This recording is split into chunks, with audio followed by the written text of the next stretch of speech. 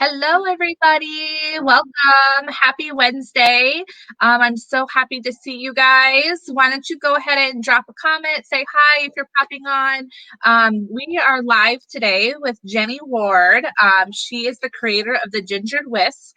And Jenni and I go way back, way back. And I forget that like we have like a whole previous life before blogging. So, but let me go ahead and introduce yourself and give a little background about yourself and the Gingered Whisk. Yeah.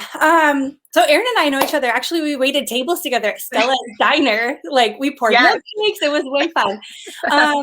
So food has always been like forefront in my life. I love food. I'm a food snob. I like good food. I started the Gingered Whisk back way long ago when my husband and I just got married, and he was putting himself through med school, and I was bored out of my mind. And so I decided to start a blog and teach myself how to cook. And it kind of also evolved into how to teach my husband how to eat, because he grew up in a family that was not adventurous for their eating. They just kind of stuck in their lane and they didn't try new things. And so a lot of the very first time was me trying to get my husband to go beyond just basic meat and potatoes and pasta kind of life. I think a lot of men probably in the Midwest struggle with a meat and potato mentality. So that was our first, the first iteration of the Gingered Whisk. And then we've had children and we've expanded that to include just how to enjoy a varied and flavorful meal on a weeknight busy parent life. I firmly believe that just because you have a crazy busy schedule and you have got little kids, that doesn't mean that you have to settle in this chicken nugget French fry world because you don't know what else to do and you don't have the mental energy to deal with how you expand your kids' palates.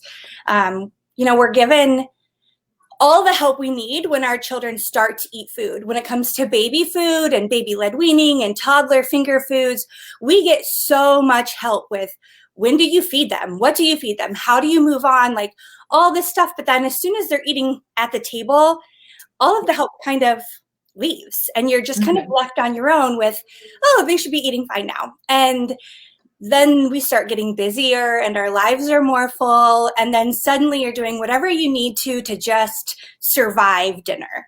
And oftentimes that is when our kids' variety and their palates and the picky eating starts. And you just stay in that phase because you don't know what to do. And so that's what I really try to help is how, not only what to make for dinner, but how can you make it simple so that it fits your schedule? And then also, how can you get your kids to actually be interested in trying it and enjoy trying new foods so that no matter what you're doing in life, if you're cruising through your week or if you're going to go out to eat at a restaurant or you're invited to someone's house to eat, you can find something that you enjoy and is fun, and you don't have to worry about, do they have chicken nuggets?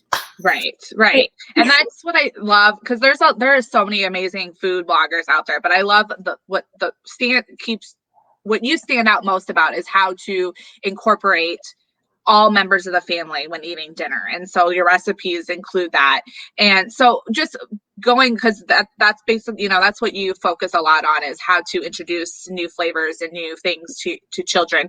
What are like your top 2 tips when it comes to that? And I know you probably have this somewhere on your blog, so we'll have to make sure we share that link. But what are your top 2 tips of introducing a new flavor or a new food to a child? Oh, sorry, my cat is in the way. Yes, I have a post on my site about 8 tips to raise adventurous eaters. And so one of them is just not to make it a power struggle. It's easy, especially when your days are full, everyone is tired, you've just spent however long creating a meal, you sit down at the table, like you just want things to be easy at this time, but don't make it a power struggle. The more interested and involved your kids can be in the meal, that really helps them to set the expectation and to take a deep breath and to know like, this is okay. So the more interested they are in it, how can you tie it to something that you already know? Oh, these meatballs are Thai flavored meatballs, but they're very similar to the meatballs that we make when we have spaghetti and meatballs. So like tie it and make it curious so that it's similar to what you already know and they're interested in it. And then getting them involved in the meal. Can you help them? Can they help you pick out a meal or prepare the ingredients or set the table or garnish the dish? The more interested and involved they are, the easier it will be for you. Right. And one of the series that you had done is the princess series, which includes like it's based off a theme of a princess and the whole recipe. So it really ties in with the children, so they feel like they're really getting involved. Yes. One of my favorite things is to tie things into like books and movies and TV shows, so that you can watch something and you're like, oh, look, Princess Elena just ate that. Do you remember when we ate that last week? Or what if we made that this week? That would be so fun. And then the kids are like, yeah, we should eat the same thing that Princess Elena eats. That's awesome. So the more, like, that just goes back to the interest and curiosity thing. Like, just lean into that. Get them excited about what you're going to have. Yeah. And so one big thing that you recently launched is the passport meals. Can you tell me a little bit about that? Because it looks super fun. Yeah. So when talking with my readers and other people, sometimes it's hard to do something totally brand new, especially on our schedules. Even now with COVID, our schedules are still full. And before, they were even fuller. And oftentimes dinner is super hurried because you don't have much time. And so I wanted to make something where you could kind of set aside and pick a special day to do a family meal together, where there were no expectations, there were no time limits, and you could all just take a breath and cook a meal together and explore it together. And so I've created, they're called the Foodie Family Passports, and each one is for a different location. And it really touches on the cuisine of a specific place. Sorry. And not only is it meant to help you learn about the cuisine of a specific location, but it also involves cooking skills for kids so that kids can start to become actual for real helpers, not just helpers, but real helpers in the kitchen, which helps your job be easier. But it also helps them be more involved and more interested. And then you create a meal together. Each kit has 4 recipes. So a main entree and then sides, drinks, desserts. It kind of shuffles between the different kit, what you included. But there's always 4 recipes. Right. And then it goes beyond that with, let me show you. Cooking skills of each one that you use in the recipes that you're making, and then how to actually set it up. So the environment that you should do, music, tablecloths, flowers, how can you create an actual atmosphere that makes it more enchanting and fun? And then there's also other activities involved that are food related, but not necessarily cooking, like bingos and exploration hunts and scavenger hunts that help you kind of be more aware. And then I always like to include like TV shows and movies and books and YouTube videos and other fun extensions that you can really dig as deep as you want into the food, or you can just make it a fun meal no matter how you want. Right. And so you talked within that, you talked about like having the kids help beyond just quote unquote helping.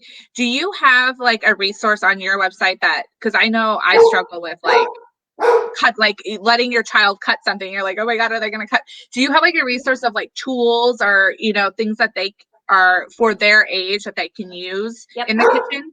Okay.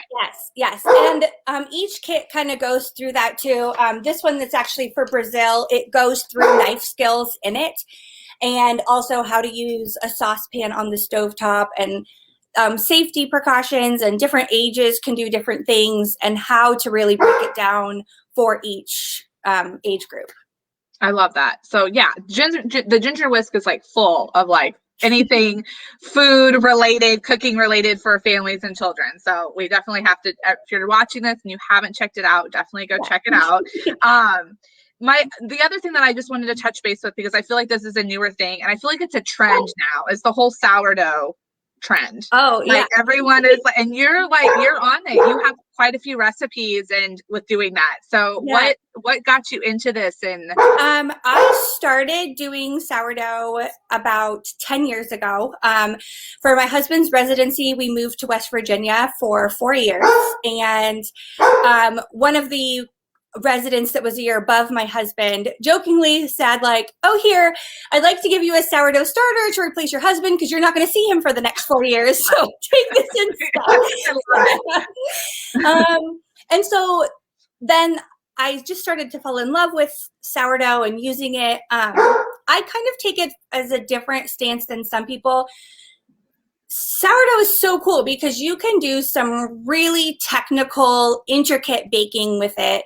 You can have the most artisan, amazing, perfect bread and pizza crust and so many cool, really cool things. But it also doesn't have to be rocket science. And I like to use mine as just more for fun, where I love to bake bread, but I love to use my sourdough in other things too. I've got 3 kids. My husband's a physician. We're homeschooling. I'm running my business from home. I do not have time to make a 4-day intricate technical loaf every week. Like my brain can't handle one more thing right now. Right. Don't blame you. I love to find ways that you can use sourdough in easy, fun, delicious ways that isn't so rocket science. So that's I love it. Yeah. And so you have like a whole resource for that. So if anyone is like thinking of sourdough or has a sourdough starter, what is that what they call? I don't even know, but I feel like it's just been all over my social media, the sourdough craze. And I'm like, I don't know if I want to get involved in that, but it's a thing, but it's a fun hobby and a delicious hobby. Yeah.